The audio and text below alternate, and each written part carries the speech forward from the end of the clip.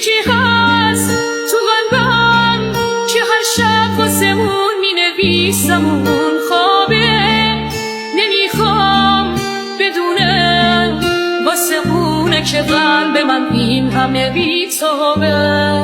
یه کاغذ یه خودکار دوباره شده همدم این دل دیوونه، یه نامه که خیزه پر از عشقه و کسی بازم اونو نمیخونه. یه روز همینجا توی اتاقم یه دفعه گفت داره میره، چیزی نگفتم آخه نخواستم دلشو غصه بگیره. گریه میکردم درو که میبست، میدونستم که میمیرم، اون عزیزم بود نمیتونستم جلوی گاشو بگیرم. میترسم یه روزی برسه که اونو نبینم، بمیرم تنها. خدایا کارو کن، نمیخوام بدونه دارم جون میکنم اینجا.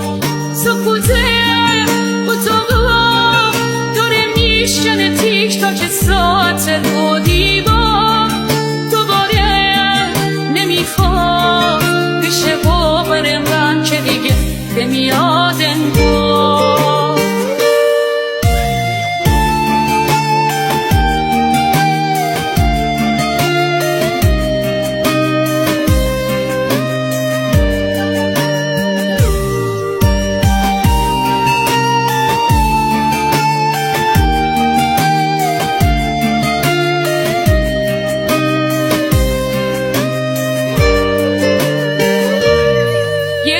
اینجا توی اتاقم یه دفعه گفت داره میره، چیزی نگفتم آخه نخواستم دلشو غصه بگیره. گریه میکرد درو که میبست، میدونستم که میمیرم، اون عزیزم بود نمیتونستم جلوی گاشو بگیرم.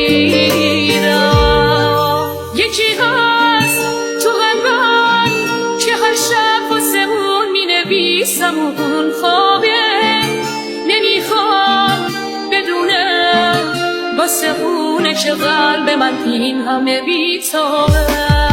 یه کاغذ یه خودکار دوباره شده همدم این دل دیوونه، یه نامه که خیزه پر از عشقه و کسی بازم اونو نمیخونه.